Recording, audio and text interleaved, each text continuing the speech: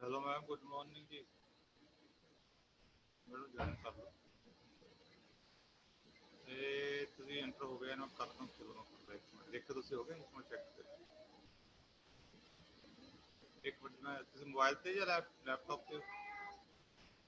ਬਸ ਠੀਕ ਹੈ, ਹੋ ਗਿਆ ਹੋ ਗਿਆ।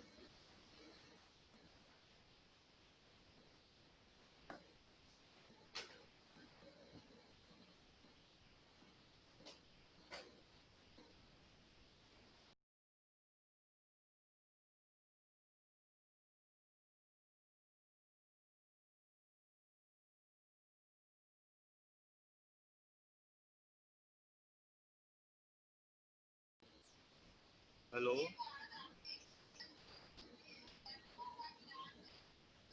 हेलो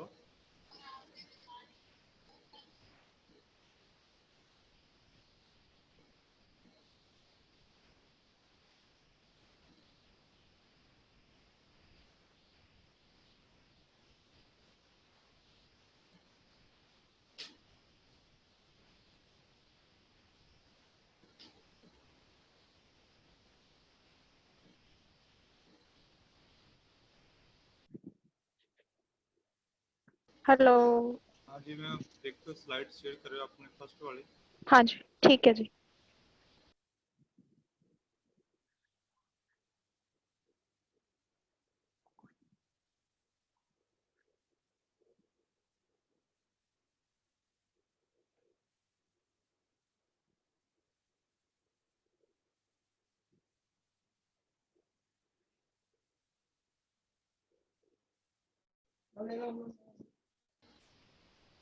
ठीक है, ठीक है।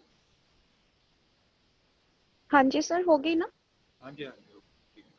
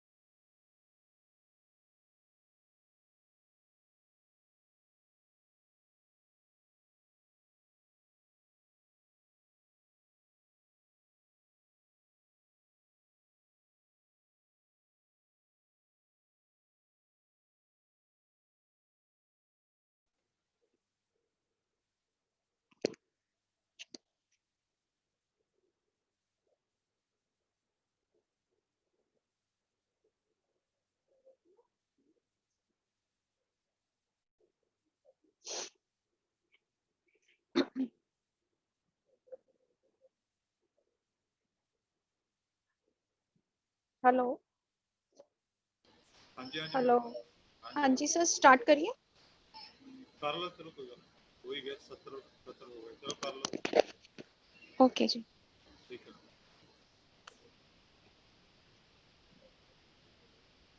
Hello, I welcome all my students and my colleagues to my today's session. Myself is Maninder Kaur. My today's topic is quality control in garment industry. ਤਾਂ ਆਓ ਅਸੀਂ ਅੱਜ ਗੱਲ ਕਰਦੇ ਹਾਂ ਕੁਆਲਿਟੀ ਕੰਟਰੋਲ ਦੇ ਬਾਰੇ। ਕੁਆਲਿਟੀ ਕੰਟਰੋਲ ਕੀ ਹੁੰਦਾ, ਇਸ ਦੇ ਕੀ ਉਦੇਸ਼ ਹਨ, ਇਸ ਦੀ ਕੀ ਜ਼ਰੂਰਤ ਹੈ ਤੇ ਕਿਸ ਤਰ੍ਹਾਂ ਦੀ ਪਲੈਨਿੰਗ ਕਰਨ ਦੀ ਸਾਨੂੰ ਜ਼ਰੂਰਤ ਪੈਂਦੀ ਹੈ ਤੇ ਕੁਆਲਿਟੀ ਕੰਟਰੋਲ ਦੇ ਕੀ ਰੋਲਸ ਹੁੰਦੇ ਹਨ।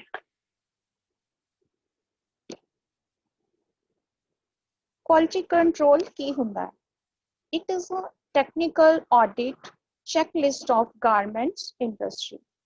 ਇਹ ਇੱਕ ਤਰ੍ਹਾਂ ਦਾ ਟੈਕਨੀਕਲ ਆਡਿਟ ਹੁੰਦਾ ਹੈ ਜੋ ਕਿ ਕੁਆਲਿਟੀ ਕੰਟਰੋਲਰ ਦੇ ਦੁਆਰਾ ਕੀਤਾ ਜਾਂਦਾ ਹੈ ਹਰ ਇੱਕ ਇੰਡਸਟਰੀ ਦੇ ਵਿੱਚ ਜਿੱਥੇ ਕਿਸੇ ਵੀ ਪ੍ਰੋਡਕਟ ਦੀ ਪ੍ਰੋਡਕਸ਼ਨ ਹੁੰਦੀ ਹੈ, ਚਾਹੇ ਉਹ ਗਾਰਮੈਂਟਸ ਹੋਣ ਜਾਂ ਕੋਈ ਵੀ ਹੋਰ ਪ੍ਰੋਡਕਟ ਹੋਵੇ, ਉਸ ਜਗ੍ਹਾ ਤੇ ਕੁਆਲਿਟੀ ਕੰਟਰੋਲਰ ਦੀ ਜ਼ਰੂਰਤ ਪੈਂਦੀ ਹੈ। ਹੁਣ ਅਸੀਂ ਕੁਆਲਿਟੀ ਕੰਟਰੋਲ ਨੂੰ ਸ਼ਾਰਟ ਵਿੱਚ ਸਮਝੀਏ ਤਾਂ ਇਹ ਕੀ ਹੁੰਦਾ ਹੈ? Quality control is excellence in management. Management ਦੇ ਵਿੱਚ ਜਿਹੜੀ ਐਕਸੀਲੈਂਸੀ ਹੁੰਦੀ ਹੈ ਉਹ ਕੁਆਲਿਟੀ ਕਹਾਉਂਦੀ ਹੈ। ਅਲਟਰਨੇਟਲੀ ਜੇ ਅਸੀਂ ਇਸ ਨੂੰ ਦੂਜੇ ਸ਼ਬਦਾਂ ਵਿੱਚ ਕਹੀਏ ਤਾਂ ਜੋ ਸਾਡੇ ਕਲਾਇੰਟਸ ਹੁੰਦੇ ਆ, ਜੋ ਸਾਡੇ ਕਸਟਮਰਸ ਹੁੰਦੇ ਆ, ਉਹਨਾਂ ਨੂੰ ਸੈਟੀਸਫਾਈ ਕਰਨਾ, ਉਹਨਾਂ ਦੀਆਂ ਜ਼ਰੂਰਤਾਂ, ਉਹਨਾਂ ਦੀਆਂ ਡਿਮਾਂਡਸ ਬਾਰੇ ਧਿਆਨ ਰੱਖਣਾ ਹੀ ਕੁਆਲਿਟੀ ਕਹਾਉਂਦਾ ਹੈ। ਹੁਣ ਅਸੀਂ ਗੱਲ ਕਰਦੇ ਹਾਂ ਕੁਆਲਿਟੀ ਕੰਟਰੋਲ ਇਨ ਗਾਰਮੈਂਟ ਇੰਡਸਟਰੀ। ਗਾਰਮੈਂਟ ਇੰਡਸਟਰੀ ਦੇ ਵਿੱਚ ਕੁਆਲਿਟੀ ਨੂੰ ਕਿਸ ਤਰ੍ਹਾਂ ਕੰਟਰੋਲ ਕੀਤਾ ਜਾਂਦਾ ਹੈ?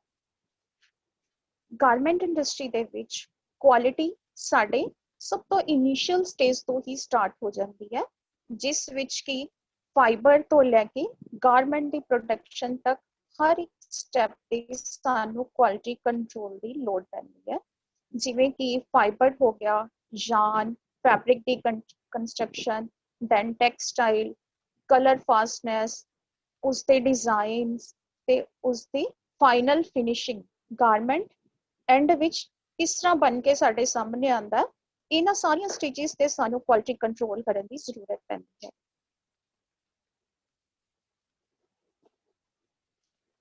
ਸਾਡੇ ਕੋਲ ਕਿਸੇ ਵੀ ਗਾਰਮੈਂਟ ਇੰਡਸਟਰੀ ਦੇ ਵਿੱਚ ਕਈ ਤਰ੍ਹਾਂ ਦੇ ਸੈਕਸ਼ਨਸ ਹੁੰਦੇ ਹਨ, ਜਿਵੇਂ ਕਿ ਸਭ ਤੋਂ ਪਹਿਲਾਂ ਆਰਡਰ ਟੇਕਿੰਗ ਹੋ ਜਾਂਦਾ, ਉਸ ਤੋਂ ਬਾਅਦ ਰॉ ਮਟੀਰੀਅਲ ਸੈਕਸ਼ਨ, ਫਿਰ ਇਸ਼ੂਇੰਗ ਸੈਕਸ਼ਨ, ਉਸ ਤੋਂ ਬਾਅਦ cutting section, marking, then drafting, ਉਸ ਤੋਂ ਬਾਅਦ ਵਿੱਚ swing section, pressing section, washing section, ਉਸ ਤੋਂ ਬਾਅਦ ਅਲੱਗ-ਅਲੱਗ ਤਰ੍ਹਾਂ ਦੀਆਂ ਫਿਨਿਸ਼ਿੰਗਸ ਐਂਡ ਦੈਨ ਲਾਸਟ ਵਿੱਚ ਟੈਗਿੰਗ ਔਰ ਸਪਲਾਇਰ ਸੈਕਸ਼ਨ।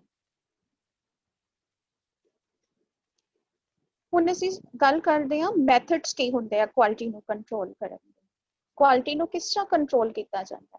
ਬੇਸਿਕਲੀ ਸਾਡੇ ਕੋਲ ਦੋ ਮੈਥਡਸ ਹੈ ਕੁਆਲਿਟੀ ਨੂੰ ਕੰਟਰੋਲ ਕਰਨ ਦੇ। First one is testing and second one is inspection. Testing ਦੇ ਵਿੱਚ ਆਫਟਰ ਟੈਸਟਿੰਗ ਕੁਆਲਿਟੀ ਕੰਟਰੋਲਰ ਉਹਦੇ ਤੇ ਆਪਣੀ ਸਟੈਂਪ ਲਗਾ ਦਿੰਦਾ ਹੈ। ਟੈਸਟਿੰਗ ਓਕੇ ਦੀ ਸਟੈਂਪ ਤੁਸੀਂ ਦੇਖੀ ਹੋਏਗੀ, ਬਹੁਤ ਸਾਰੇ ਅਸੀਂ ਜਦੋਂ ਸ਼ਾਪਿੰਗ ਕਰਦੇ ਹਾਂ ਗਾਰਮੈਂਟਸ ਤੋਂ ਜਾਂ ਕਿਸੇ ਹੋਰ ਚੀਜ਼ ਦੀ, ਤਾਂ ਉਹਦੇ ਤੇ ਇੱਕ ਸਟਿੱਕਰ ਟੈਗ ਲੱਗਿਆ ਹੁੰਦਾ ਹੈ ਟੈਸਟਿੰਗ ਓਕੇ। ਸੈਕਿੰਡ ਹੈ ਇਨਸਪੈਕਸ਼ਨ। ਜਦੋਂ ਕੁਆਲਿਟੀ ਕੰਟਰੋਲਰ ਇਨਸਪੈਕਸ਼ਨ ਕਰਦਾ ਤਾਂ ਉਹ ਇੱਕ ਹਰ ਇੱਕ ਪ੍ਰੋਡਕਟ ਨੂੰ ਸਰਟੀਫਿਕੇਟ ਦਿੰਦਾ ਜਿਹਦੇ ਵਿੱਚ ਕਿ ਪਾਸ ਔਰ ਫੇਲ ਦਾ ਸੈਕਸ਼ਨ ਬਣਿਆ ਹੁੰਦਾ।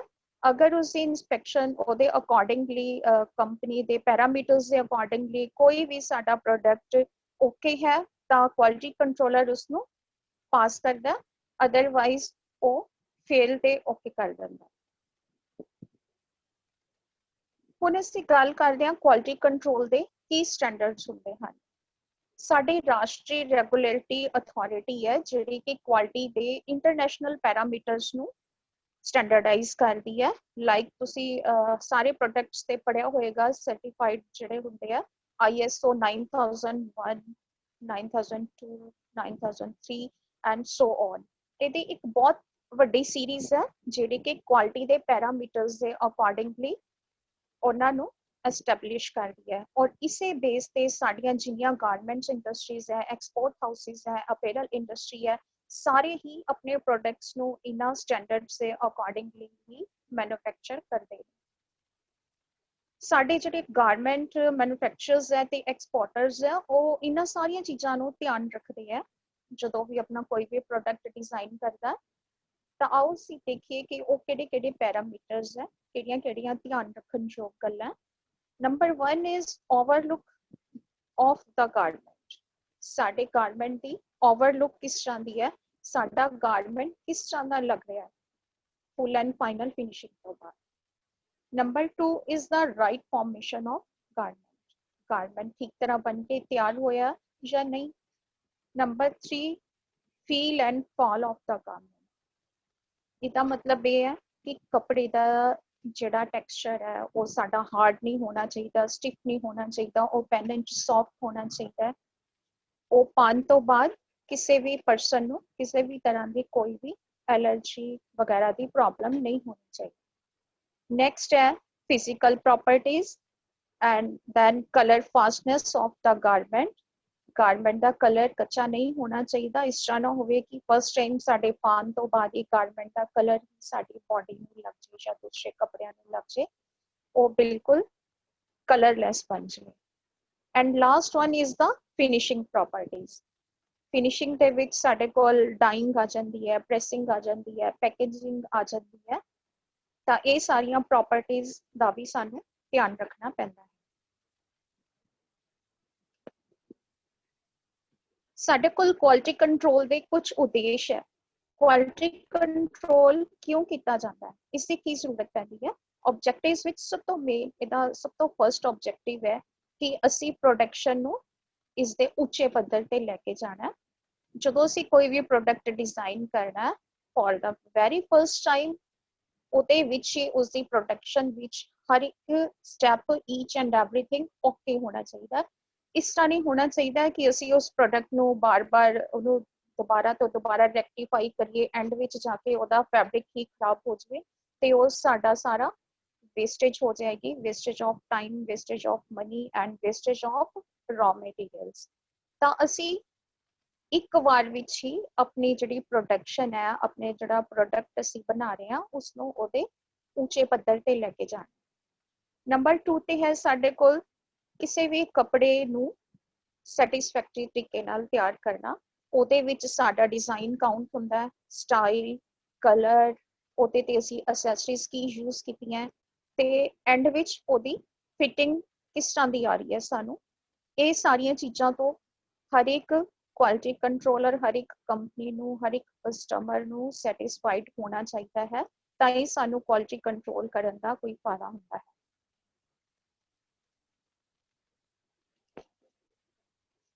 ਹੁਣ ਅਸੀਂ ਦੇਖਦੇ ਹਾਂ ਕਿ ਕੁਆਲਿਟੀ ਕੰਟਰੋਲ ਕੰਮ ਕਿਸ ਤਰ੍ਹਾਂ ਕਰਦਾ ਹੈ।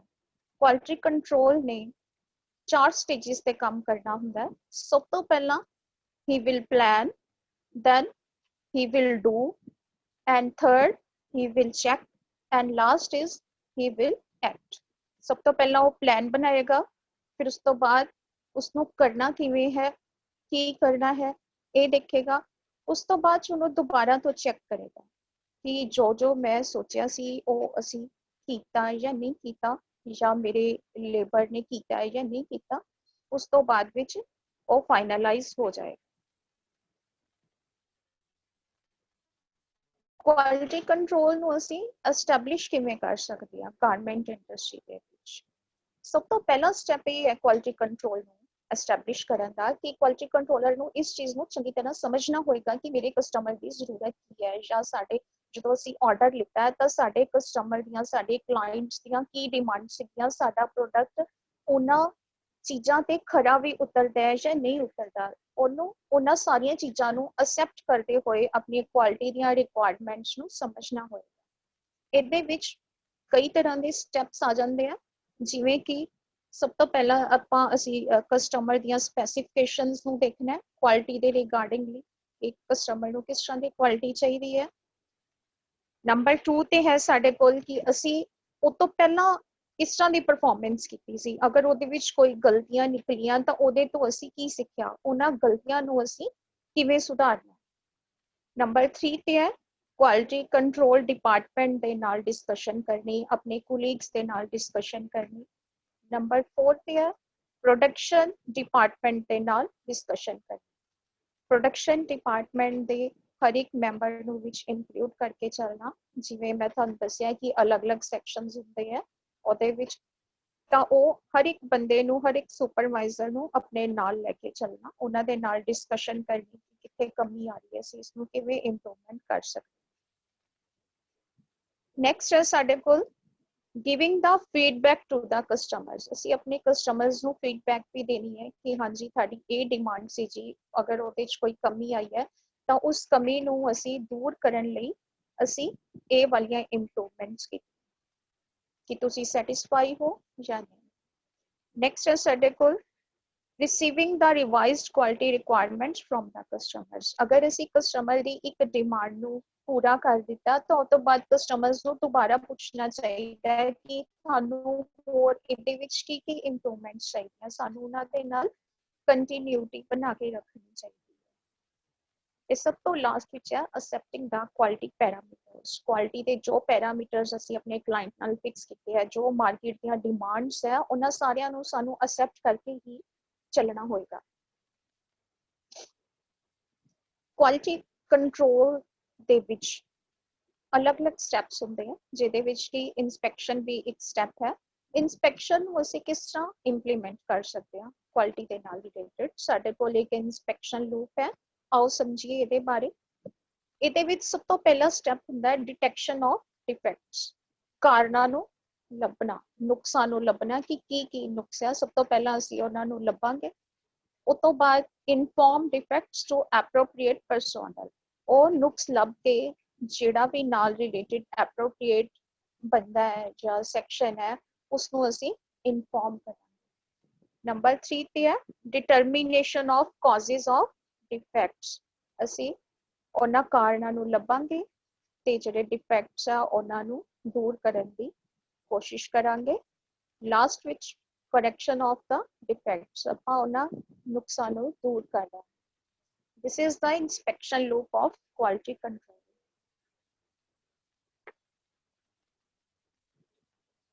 ਹੁਣ ਅਸੀਂ ਗੱਲ ਕਰਦੇ ਹਾਂ ਕੁਆਲਿਟੀ ਕੰਟਰੋਲ ਦੀਆਂ ਸਟੇਜਿਸ ਬਾਰੇ। ਕਿਹਨਾਂ ਸਟੇਜਿਸ ਤੇ ਕੁਆਲਿਟੀ ਕੰਟਰੋਲਿੰਗ ਗਾਰਮੈਂਟ ਇੰਡਸਟਰੀ ਦੇ ਵਿੱਚ ਕੀਤੀ ਜਾਂਦੀ ਹੈ। ਸਭ ਤੋਂ ਪਹਿਲੀ ਸਾਡੀ ਸਟੇਜ ਹੈ ਪ੍ਰੀ ਪ੍ਰੋਡਕਸ਼ਨ ਇਨਸਪੈਕਸ਼ਨ। ਜਿਵੇਂ ਕਿ ਤੁਹਾਨੂੰ ਇਹਦੇ ਨਾਮ ਤੋਂ ਹੀ ਪਤਾ ਲੱਗਦਾ ਹੋਏਗਾ, ਪ੍ਰੀ ਪ੍ਰੋਡਕਸ਼ਨ ਦਾ ਮਤਲਬ ਹੈ ਪ੍ਰੋਡਕਸ਼ਨ ਹੋਣ ਤੋਂ ਪਹਿਲਾਂ ਦੀ ਇਨਸਪੈਕਸ਼ਨ। ਇਹਦੇ ਵਿੱਚ ਸਾਡੀਆਂ ਕਿਹੜੀਆਂ ਚੀਜ਼ਾਂ ਆ ਜਾਂਦੀਆਂ। ਇਹਦੇ ਵਿੱਚ ਸਾਡੇ ਕੋਲ yarn, ਫਾਈਬਰ, ਟੈਕਸਟਾਈਲ ਤੋਂ ਲੈ ਕੇ ਉਹਦੀ ਕਲਰ ਫਾਸਟਨੈਸ, ਉਹਦਾ warp and weft the knitting ਕਿਸ ਤਰ੍ਹਾਂ ਦੀ ਹੋਈ ਹੈ, ਉਹਦੀ ਡਿਊਰੇਬਿਲਿਟੀ ਕੀ ਹੈ, ਸੌਫਟਨੈਸ ਪੈਰਾਮੀਟਰਸ ਕਿਸ ਤਰ੍ਹਾਂ ਦੇ ਹੈ, ਉਹਦਾ ਸ਼ਰਿੰਕੇਜ ਇਫੈਕਟ ਕਿਸ ਤਰ੍ਹਾਂ ਦਾ ਹੈ, ਫੈਬਰਿਕ ਬਣਨ ਤੋਂ ਬਾਅਦ ਵਿੱਚ ਉਹਦੇ ਵਿੱਚ ਹੋਲਸ ਤਾਂ ਨਹੀਂ ਰਹਿ ਗਏ, ਉਹਦਾ ਡਾਇਆਮੀਟਰ ਕਿੰਨਾ ਹੈ, ਡਾਈਂਗ ਦਾ ਲੈਵਲ ਕੀ ਹੈ ਸਾਡੇ ਕੋਲ, ਨਿਟਿੰਗ ਡਿਫੈਕਟਸ ਜਿਵੇਂ ਕਿ ਲੂਪਸ ਮਿਸ ਹੋ ਜਾਂਦੇ ਕੱਪੜੇ ਵਿੱਚੋਂ। ਕਈ ਵਾਰ ਤੁਸੀਂ ਦੇਖਿਆ ਹੋਏਗਾ ਕਿ ਧਾਗੇ ਨਿਕਲੇ ਹੁੰਦੇ ਆ, ਜਿਸ ਨੂੰ ਕਿ ਅਸੀਂ ਜਦੋਂ ਸ਼ਾਪ ਤੇ ਆਪਾਂ ਲੈਣ ਜਾਂਦੇ ਹਾਂ ਤਾਂ ਅਸੀਂ ਉਹਨੂੰ ਡਿਨਾਈ ਕਰ ਦਿੰਦੇ ਹਾਂ ਕਿ ਅਸੀਂ ਇਹ ਕੱਪੜਾ ਨਹੀਂ ਲੈਣਾ, ਇਹਦੇ ਵਿੱਚੋਂ ਧਾਗਾ ਨਿਕਲਿਆ ਹੋਇਆ ਹੈ ਜਾਂ ਇਹਦੇ ਵਿੱਚ ਲਾਈਨਸ ਸ਼ੋ ਹੋ ਰਹੀਆਂ ਸਾਡੇ ਕੋਲ ਸਿੰਕਰ ਲਾਈਨਸ। ਤਾਂ ਇਹ ਸਾਰੀਆਂ ਚੀਜ਼ਾਂ ਨਿਟਿੰਗ ਦੇ ਵਿੱਚ ਨਹੀਂ ਹੋਣੀਆਂ ਚਾਹੀਦੀਆਂ, ਜਿਹੜੀਆਂ ਕਿ ਪ੍ਰੋਡਕਸ਼ਨ ਤੋਂ ਪਹਿਲਾਂ ਸਾਨੂੰ ਨੋਟ ਕਰ ਲੈਣੀਆਂ ਚਾਹੀਦੀਆਂ ਔਰ ਉਹਨਾਂ ਨੂੰ ਰੈਕਟੀਫਾਈ ਕਰਨਾ ਚਾਹੀਦਾ। ਕਈ ਵਾਰ yarn ਨਿਟਿੰਗ ਦੇ ਵੇਲੇ ਉਹਦੇ ਤੇ ਡਰਟਸ ਤੇ ਸਟੇਨਸ ਲੱਗ ਜਾਂਦੇ ਆ, ਤਾਂ ਉਹ ਵੀ ਸਾਨੂੰ ਫੈਬਰਿਕ ਜਦੋਂ ਸਾਡੇ ਕੋਲ ਟੈਕਸਟਾਈਲ ਦੇ ਰੂਪ ਚ ਬਣ ਕੇ ਆ ਜਾਂਦਾ ਹੈ ਤਾਂ ਸਾਨੂੰ ਉਸੇ ਸਮੇਂ ਇਹ ਸਟੇਨਸ ਤੇ ਡਰਟਸ ਨੂੰ ਰਿਮੂਵ ਕਰ ਦੇਣਾ ਚਾਹੀਦਾ।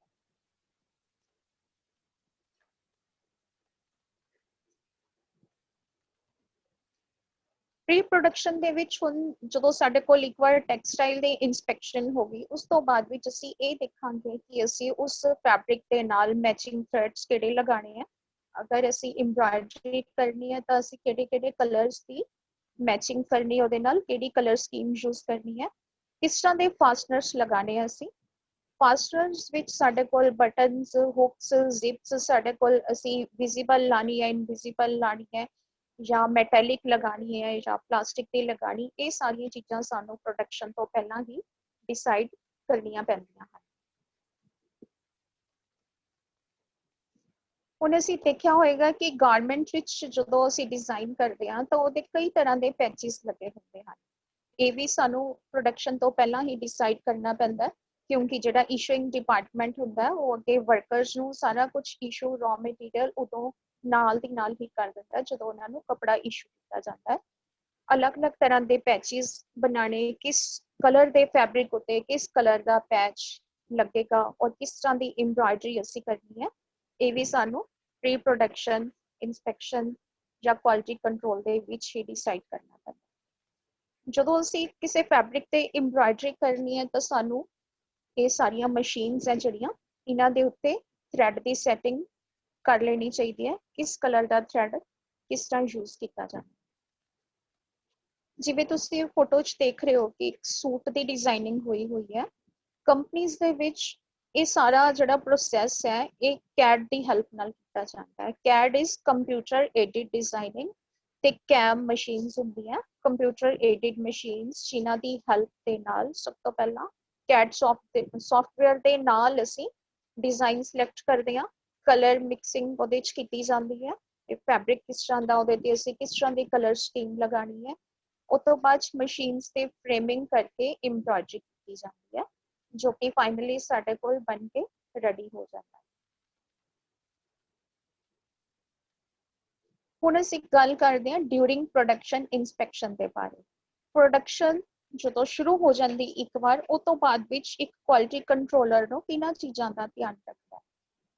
ਇਹਨਾਂ ਵਿੱਚ ਸਭ ਤੋਂ ਮੇਨ ਹੈ ਕਟਿੰਗ ਪੈਟਰਨ ਸਭ ਤੋਂ ਪਹਿਲਾਂ ਚੈੱਕ ਕਰਨੇ, ਉਸ ਤੋਂ ਬਾਅਦ ਉਹਦੇ ਕੰਪੋਨੈਂਟਸ ਦੀ ਮੇਜਰਮੈਂਟ ਸਹੀ ਹੋਣੀ ਚਾਹੀਦੀ ਹੈ, ਕਟਿੰਗ ਸ਼ੇਪਸ ਸਹੀ ਹੋਣੀਆਂ ਚਾਹੀਦੀਆਂ, ਫੈਬਰਿਕ ਦੇ ਵਿੱਚ ਜਿਹੜੇ ਸਾਡੇ ਕੋਲ ਸਟਿਚ ਪਰ ਇੰਚ ਹੈਗੇ ਆ ਉਹ ਸਾਨੂੰ ਸਭ ਤੋਂ ਜ਼ਰੂਰੀ ਹੁੰਦਾ ਜਿਹੜਾ ਚੈੱਕ ਕਰਨਾ।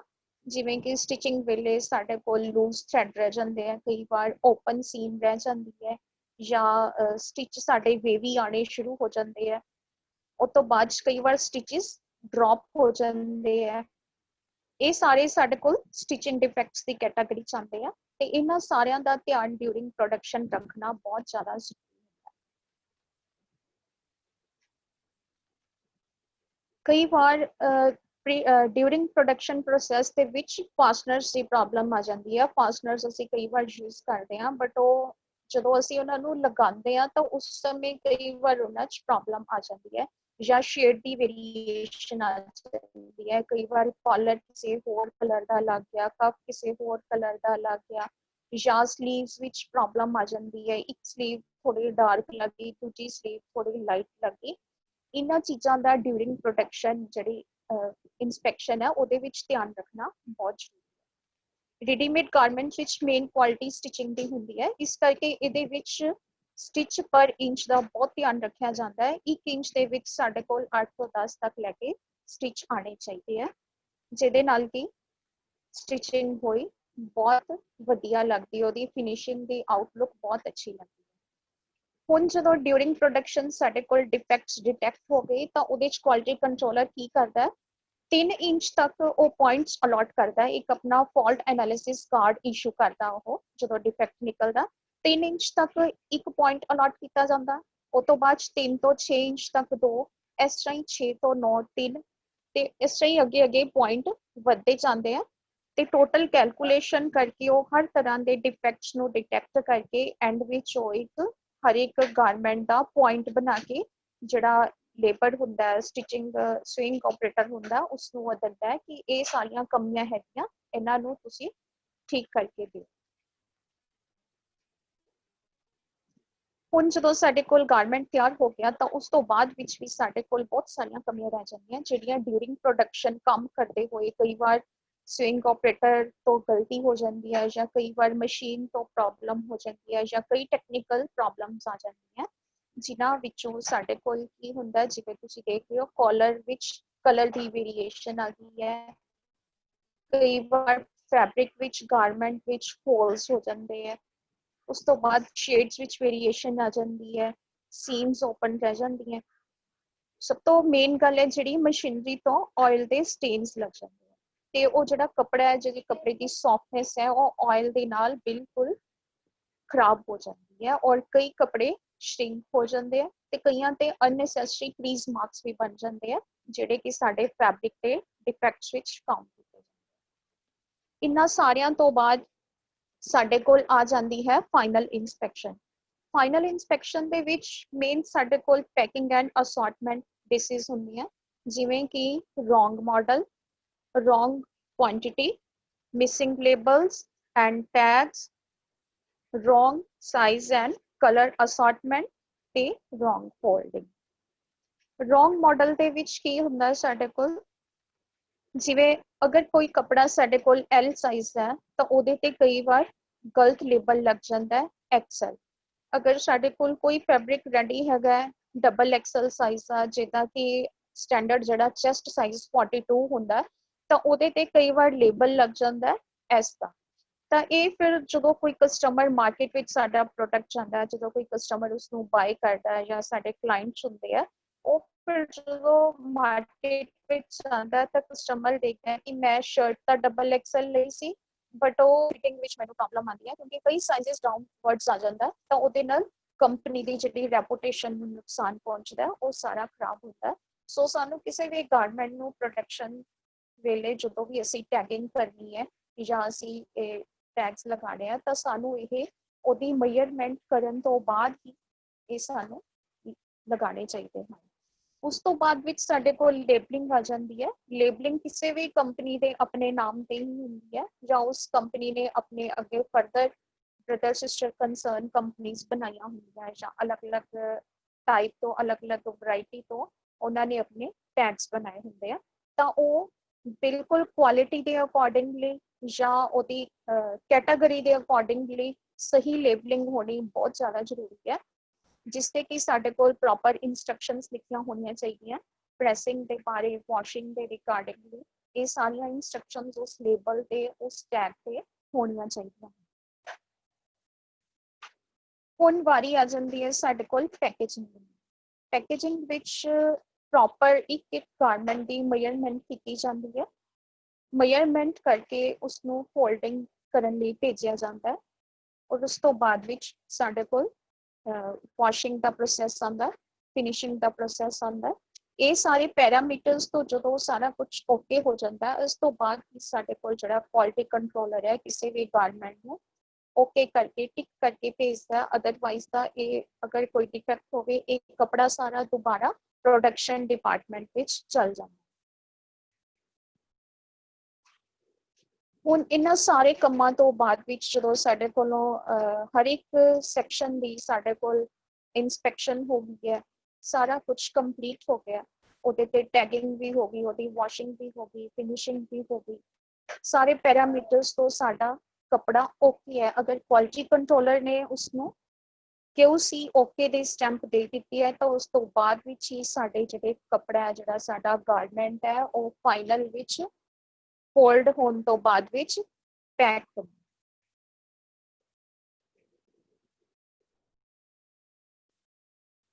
ਹੁਣ ਅਸੀਂ ਦੇਖ ਰਹੇ ਹਾਂ ਕਿ ਅਸੀਂ ਅਲੱਗ-ਅਲੱਗ ਸੈਕਸ਼ਨਸ ਦੇ ਬਾਰੇ ਵਿੱਚ ਸਾਰਾ ਕੁਝ ਸਮਝ ਗਿਆ। ਇੱਕ ਕੁਆਲਿਟੀ ਕੰਟਰੋਲਰ ਆਪਣੀ ਕੰਪਨੀ ਨੂੰ ਉਸਦੀ ਰੈਪੂਟੇਸ਼ਨ ਨੂੰ ਸਹੀ ਬਣਾਉਣ ਵਿੱਚ ਤਾਂ ਹੀ ਹੈਲਪਫੁਲ ਹੋ ਸਕਦਾ ਹੈ ਜੇ ਉਹ ਕੁਆਲਿਟੀ ਨੂੰ ਆਪਣੇ ਕੰਮ ਨੂੰ 100% ਸਰਵਿਸ ਦੇ। ਇਹਦਾ ਮਤਲਬ ਇਹ ਹੈ ਕਿ 100% ਸਾਡੀ ਕੁਆਲਿਟੀ ਤਾਂ ਹੀ ਪੋਸੀਬਲ ਹੈ ਕਿਸੇ ਵੀ ਫੀਲਡ ਦੇ ਵਿੱਚ ਜੇ ਕੁਆਲਿਟੀ ਕੰਟਰੋਲਰ ਆਪਣੀ ਜੌਬ ਪ੍ਰਤੀ ਡੈਡੀਕੇਟਡ ਹੋਵੇ, ਉਸਨੂੰ 100% ਸਰਵਿਸ ਦੇਵੇ। ਕੁਆਲਿਟੀ ਤੋਂ ਬਾਅਦ ਵਿੱਚ ਅਸੀਂ ਗੱਲ ਕਰਦੇ ਹਾਂ ਫਾਲਟ ਐਨਾਲਿਸਿਸ ਕਾਰਡ ਦੀ।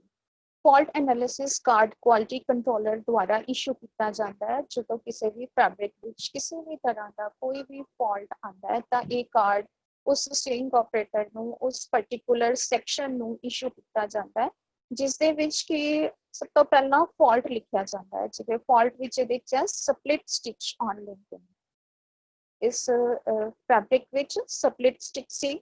ਅਪੀਅਰੈਂਸ ਕਿਸ ਤਰ੍ਹਾਂ ਦਾ, ਹਾਫ ਸਟਿਚ ਔਰ part of stitch. Half stitch split ਹੋਇਆ कॉज की है, कारण किस कारण तो होया, उस तो बाद ओदा इफेक्ट की है, किस तरह की मतलब गारमेंट की लुक लग रही है, वो इफेक्ट दे विच आएगा। फिर रिस्पॉन्सिबिलिटी किसदी सीगी, उस जिहड़ा डिफेक्ट सीगा ओदे लई कौन रिस्पॉन्सिबल सीगा, ओदे च ऑपरेटर आ गया। फिर बाद विच एक्शन टेकन, की होएगा एक्शन कि ਉਹ प्रोडक्ट बिल्कुल साडा खत्म हो जाएगा या उसनों असी सैट कर सकते हैं या ਉਹਨੂੰ ਅਸੀਂ ਰੈਕਟੀਫਾਈ कर सकते हैं या ਉਹਦੇ ਚ ਇੰਪਰੂਵਮੈਂਟ कर सकते हैं, ਉਹ एक्शन टेकन विच आएगा। सब तो लास्ट विच आएगा प्रिवेंशन कि उस प्रोडक्ट ਨੂੰ ਅਸੀਂ ਬਚਾਉਣ ਦੇ ਲਈ ਉਹਦੇ ਚ ਇੰਪਰੂਵਮੈਂਟ ਕਰਨ ਦੇ ਲਈ ਅਸੀਂ ਉਹਦੇ ਵਿੱਚ ਕੀ ਕਰ ਸਕਦੇ ਹਾਂ, ਉਹਦਾ ਰਿਜ਼ਲਟ ਕੀ ਹੋਏਗਾ। ਹੁਣ ਇੱਕ अच्छे inspector which quality control department which बहुत सारिया क्वालिटीज़ का होना बहुत जरूरी है। ये सारा प्रोसैस जो असी पिछे सुनिया है, जो असी समझिया है, इस सारे प्रोसैस का तां ही फायदा एक क्वालिटी कंट्रोलर का तां ही फायदा है जे उहदे विच ये सारिया क्वालिटीज़ होण। आओ जानिए इन्हां बारे। सब तो पहले कि उसनों अपने ऑफिस बारे कंप्लीट नॉलेज होनी चाहिए कि मैं किस इंडस्ट्रीज विच किस प्रोडक्शन हाउस विच काम कर रहा, ਇਹਦੀ बैकग्राउंड की है, ਇਹਦੀ हिस्टरी की है, किन्नी इस कंपनी की टर्नओवर है और किहड़े-किहड़े क्लाइंट साडे नाल जुड़े हुए ने, इन्हां क्लाइंट्स दियां की डिमांड्स है, मेरा जॉब वर्क एरिया की है, मैनूं किस तरह दा डील करना पैना है क्वालिटी कंट्रोल डिपार्टमेंट दे विच, उसनूं अपने काम बारे अपने ऑफिस बारे सब कुछ पता होना चाहिए। नंबर 2 ते उसनूं एक अच्छा श्रोता होना चाहिए, एबिलिटी टू लिसन, ਉਹਦੇ ਵਿੱਚ ਸਾਰਿਆਂ ਨੂੰ ਸੁਣਨ ਦੀ ਕੈਪੈਸਿਟੀ ਹੋਣੀ ਚਾਹੀਦੀ ਹੈ। ਜਿਵੇਂ ਕਿ ਕੁਆਲਿਟੀ ਕੰਟਰੋਲਰ ਨੇ ਆਪਣੇ ਅੰਡਰ ਰਹਿੰਦੇ ਜਿਹੜੇ ਉਹਦੇ ਵਰਕਰ ਹੈ, ਸਵਿੰਗ ਆਪਰੇਟਰਸ ਹੈ ਜਾਂ ਪ੍ਰੈਸਿੰਗ ਡਿਪਾਰਟਮੈਂਟ ਹੈ, ਕਿਸੇ ਵੀ ਡਿਪਾਰਟਮੈਂਟ ਹੈ, ਜਿਹੜਾ ਵੀ ਕੋਈ ਵਰਕਰ ਹੈ, ਉਹਨਾਂ ਦੀ ਗੱਲ ਸੁਣਨ ਦੀ ਉਹਦੇ 'ਚ ਕੈਪੈਸਿਟੀ ਹੋਣੀ ਚਾਹੀਦੀ ਹੈ। डिक्टेटरशिप टाइप नहीं होना चाहिए कि जो मैं कह दिता दैट्स ऑल। कई बार जिहड़े साडे सबऑर्डिनेट्स हुंदे आ, वर्कर्स हुंदे आ, ਉਹ ਸਾਨੂੰ अपने नालों साडी सोच नालों वधिया सलाह दे जाते हैं, इसलिए ਉਹਦੇ ਚ ਸਾਰਿਆਂ ਨੂੰ ਸੁਣਨ ਦੀ एबिलिटी होनी चाहिए। नंबर 3 टेक्निकल नॉलेज, उसनों अपने काम का माहिर होना चाहिए। इस तरह नहीं होना चाहिए कि उसने जॉब का क्वालिटी कंट्रोलर की अपने क्वालिफिकेशन बेसिस पे लै ली बट प्रैक्टिकली उसनों कोई नॉलेज नहीं है, टैक्निकली उसनों कोई नॉलेज नहीं, ਤਾਂ ਉਹਨੂੰ ਆਪਣੇ ਕੰਮ ਦੇ ਵਿੱਚ ਈਚ ਐਂਡ ਐਵਰੀ ਪੈਰਾਮੀਟਰ ਵਿੱਚ ਉਸਨੂੰ ਪਰਫੈਕਟ ਹੋਣਾ ਚਾਹੀਦਾ ਹੈ, ਤਾਂ ਹੀ ਉਹ ਆਪਣੀ ਜੌਬ ਦੇ ਵਿੱਚ ਸਕਸੈਸਫੁਲ ਹੋ ਸਕਦਾ। ਨੰਬਰ 4 ਤੇ ਹੈ ਐਬਿਲਿਟੀ ਟੂ ਜੱਜ ਪੀਪਲ ਐਂਡ subordinates। ਇੱਕ ਕੁਆਲਿਟੀ ਕੰਟਰੋਲਰ ਦਾ ਕੰਟੈਕਟ ਕਈ ਬੰਦਿਆਂ ਨਾਲ ਹੁੰਦਾ, ਐਡਮਿਨ ਬਲਾਕ ਤੋਂ ਲੈ ਕੇ ਨੀਚੇ ਫਿਨਿਸ਼ਿੰਗ ਡਿਪਾਰਟਮੈਂਟ ਤੱਕ ਅਲੱਗ-ਅਲੱਗ ਕੈਟਾਗਰੀਜ਼ ਦੇ ਲੋਕਾਂ ਨਾਲ ਉਹਦਾ ਵਾਹ ਪੈਂਦਾ ਹੈ।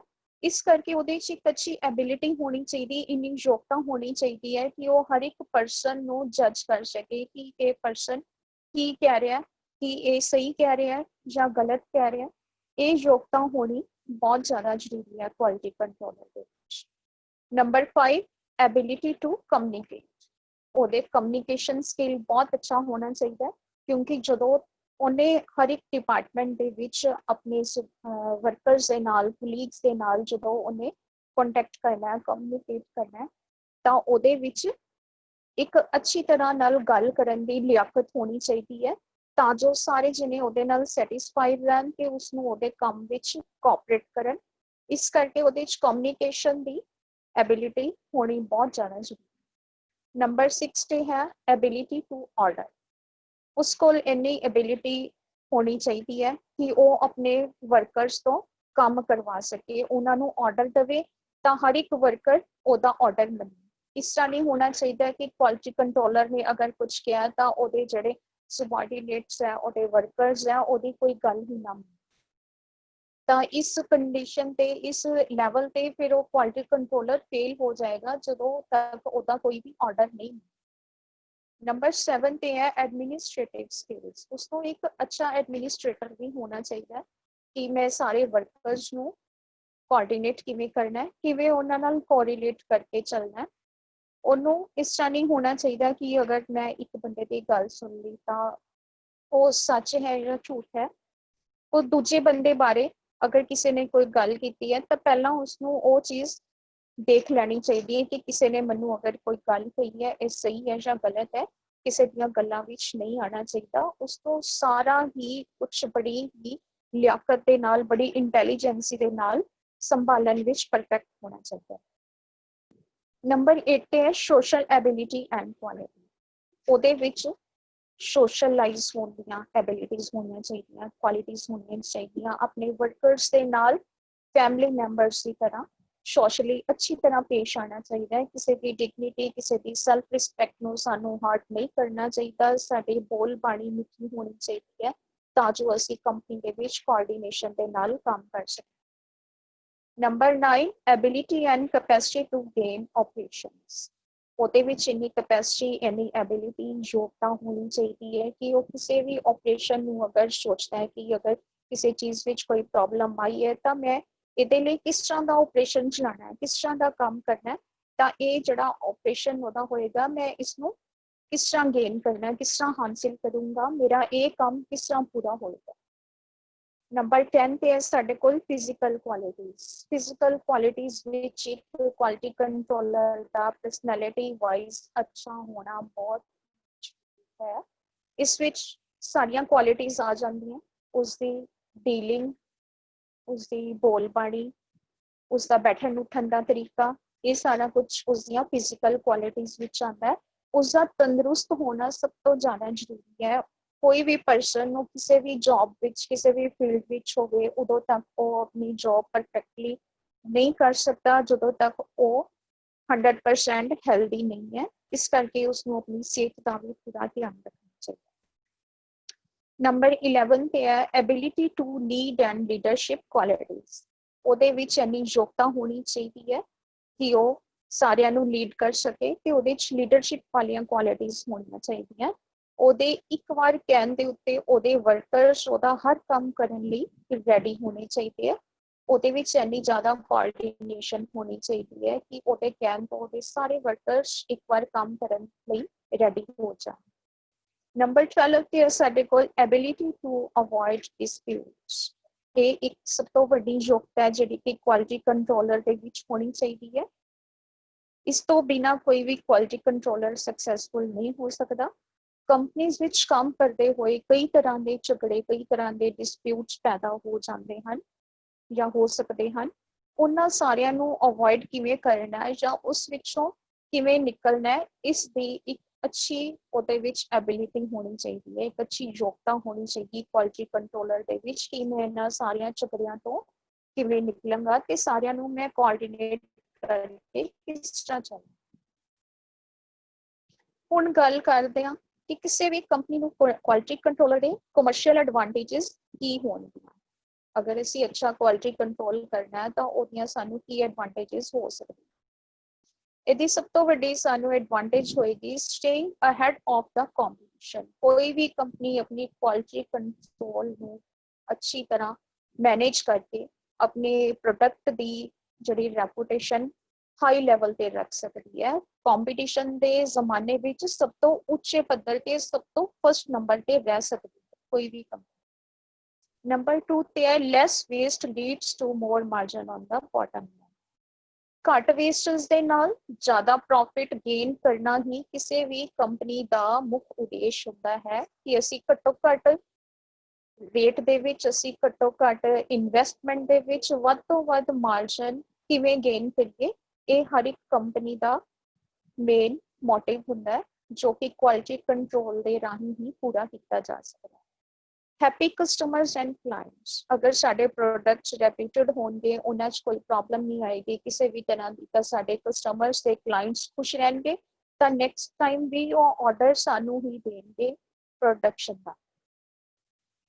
Saving from a reduction in waste can be invested back into your business. अगर असी अपनी वेस्टेज दे विच घट रखते हैं, अगर ਅਸੀਂ अपनी वेस्टेज ਨੂੰ ਘਟਾ ਲੈਂਦੇ ਹਾਂ ਤਾਂ ਉਹਦੇ ਤੋਂ ਜਿਹੜੀ ਸਾਨੂੰ ਸੇਵਿੰਗ ਹੋਏਗੀ, ਉਸੇ ਸੇਵਿੰਗ ਨੂੰ ਅਸੀਂ ਦੁਬਾਰਾ ਤੋਂ ਆਪਣੇ ਬਿਜ਼ਨਸ ਦੇ ਵਿੱਚ ਇਨਵੈਸਟਮੈਂਟ ਕਰਕੇ ਆਪਣੇ ਪ੍ਰੋਡਕਸ਼ਨ ਏਰੀਆ ਨੂੰ ਹੋਰ ਵੀ ਵਧਾ ਸਕਦੇ ਹਾਂ, ਜਿਸ ਨਾਲ ਕਿ ਸਾਡੀ ਕੰਪਨੀ ਹੋਰ ਵੀ ਜ਼ਿਆਦਾ ਟਰਨਓਵਰ ਕਰ ਸਕਦੀ ਹੈ।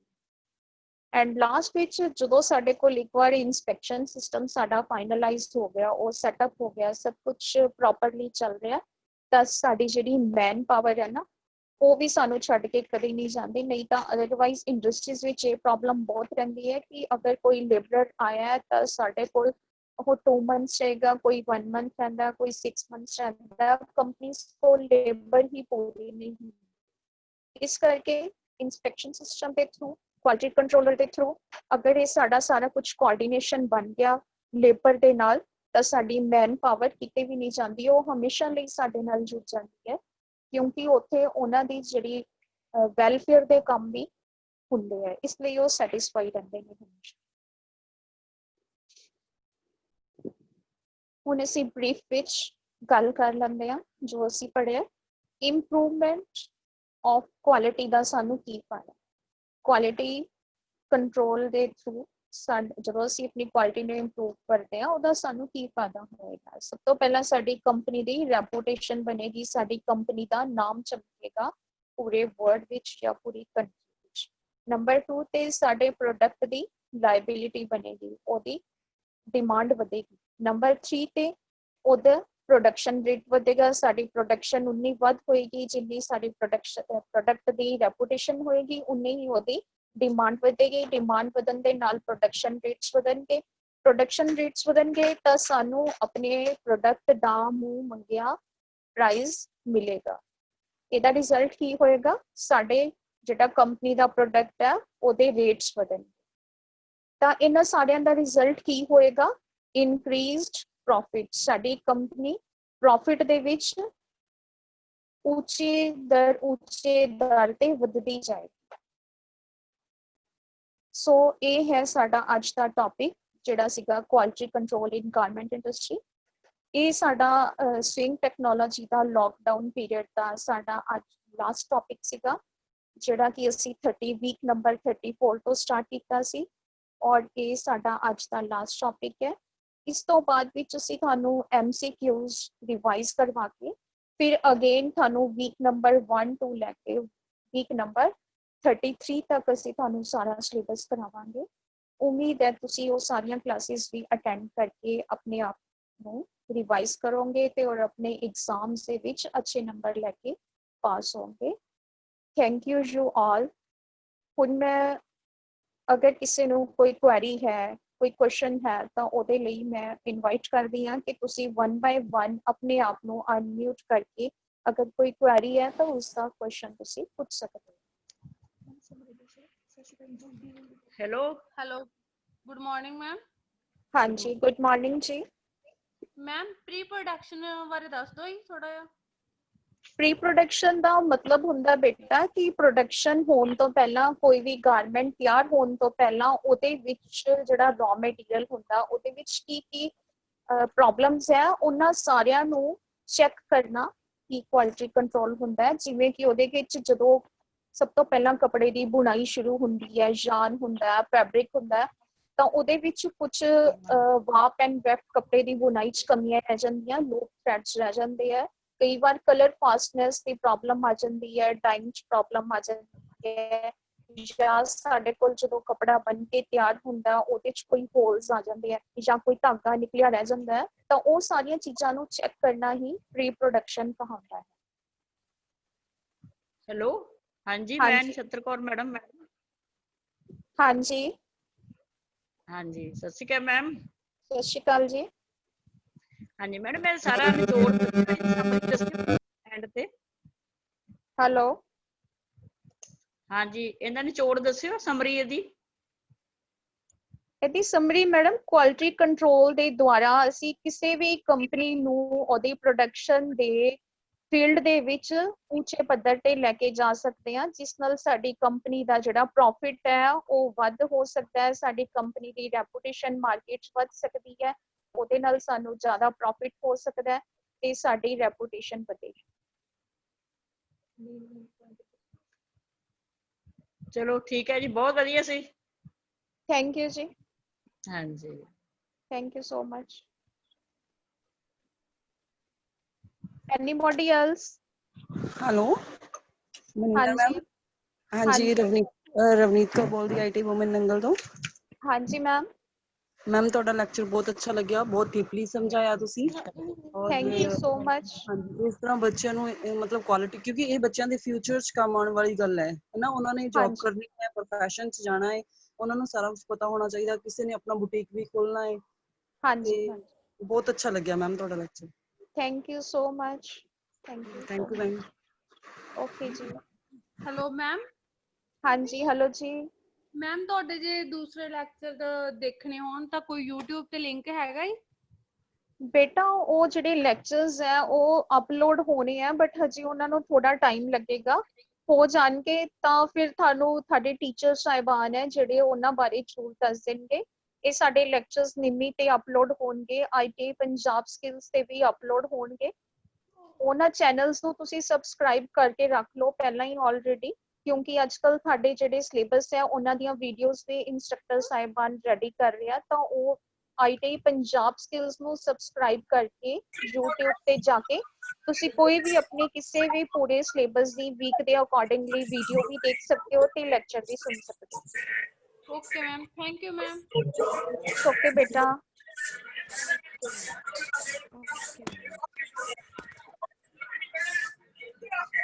ਹਾਂਜੀ, ਐਨੀਬॉडी ਐਲਸ?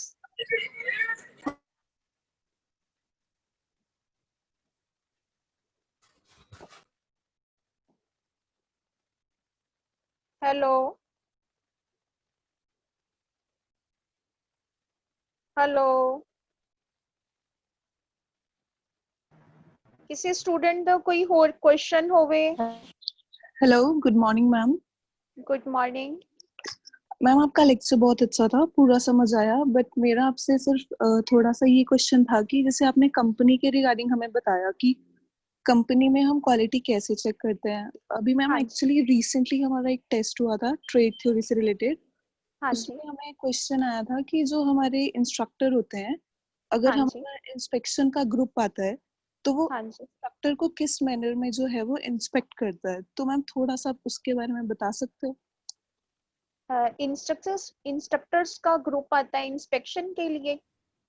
नो मैम, हमें क्वेश्चन था in which manner a group inspect an instructor, जिसमें हमें ऑप्शन थे diary work, stock register, trainee and instructor relationship, और लास्ट ऑप्शन था ऑल। बेटा इसका आंसर है डायरी आएगा, क्योंकि जो हमारे इंस्ट्रक्टर्स की इंस्पेक्शन के लिए जो ग्रुप आता है वो हमारी इंस्ट्रक्टर्स की डेली डायरी भी चेक करता है। और उसमें स्पेशली जो हम स्टूडेंट्स को काम करवाते हैं, जो आपका सिलेबस होता है theory wise and practical wise, वो स्टूडेंट्स की नोटबुक्स भी चेक की जाती है, हमारे अटेंडेंस रजिस्टर भी चेक किए जाते हैं। तो ये सारा कुछ उस कैटेगरी में आ जाता है। ओके मैम, तो इसका आंसर डायरी से रिलेटेड होगा। हाँ ओके मैम। मैम और कोई पैरामीटर नहीं होता ना जिस बेसिस पे हमारी मतलब क्वालिटी की जो चेकिंग है वो इंस्टीट्यूट में होती है? नहीं, जो हमारी इंस्ट्रक्टर की इंस्पेक्शन है उसके पैरामीटर्स यही है जो मैंने आपको बताया। बाकी इंस्टीट्यूट की जो इंस्पेक्शन है उसके पैरामीटर्स डिफरेंट होंगे कि इंस्टीट्यूट में सारी फैसिलिटीज है या नहीं, उसके स्टॉक रजिस्टर्स आ जाएंगे, वो सारा इंस्टीट्यूट की इंस्पेक्शन में आएगा। Okay okay, thank you so much ma'am. Okay, you are welcome. Anybody else?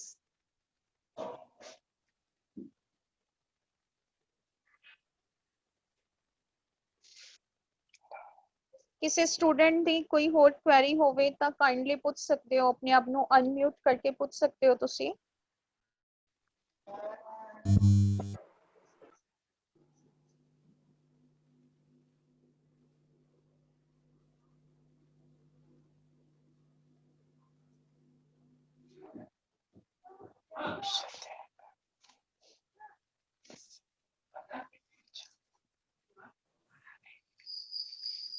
Hello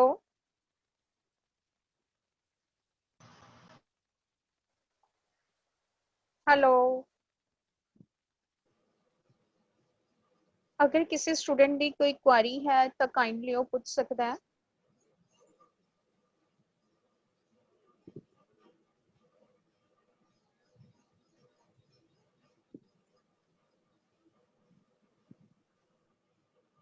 ਇਸ ਸੈਸ਼ਨ ਵਿੱਚ ਜੁੜੇ ਹੋਏ ਸਾਰੇ ਇੰਸਟ੍ਰਕਟਰ ਸਾਹਿਬਾਨ ਦਾ ਮੈਂ ਥੈਂਕਸ ਕਰਦੀ ਹਾਂ, ਆਪਣੇ ਸਟੂਡੈਂਟਸ ਦਾ ਵੀ, ਜਿਨੇ ਵੀ ਸਟੂਡੈਂਟਸ ਨਾਲ ਮੇਰੀ ਜੁਆਇਨ ਕੀਤੇ ਹੋਏ ਆ।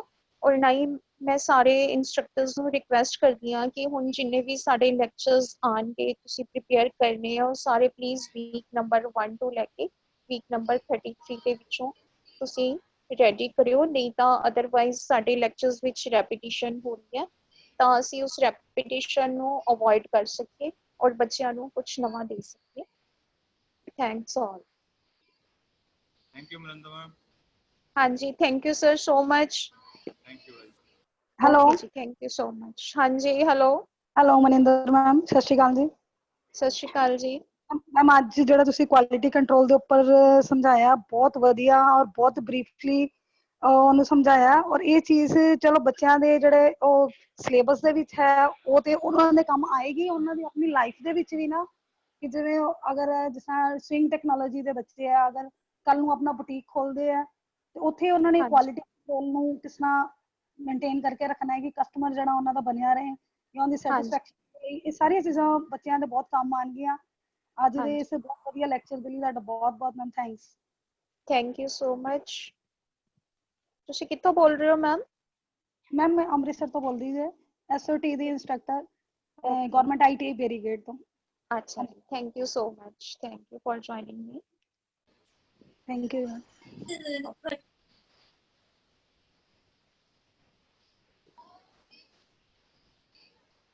ਹਾਂਜੀ ਸਰ, ਵਾਈਂਡ ਅਪ ਕਰੀਏ ਅਸੀਂ ਸੈਸ਼ਨ। ਆਈ ਥਿੰਕ ਹੋਰ ਕੁਐਰੀਜ਼ ਨਹੀਂ ਹੈ ਸਾਡੇ ਕੋਲ। ਠੀਕ ਹੈ ਮੈਮ, ਠੀਕ ਹੈ ਜੀ। ਹਾਂਜੀ, okay, thank you sir so much, thank you all. Thank you. Okay ਜੀ।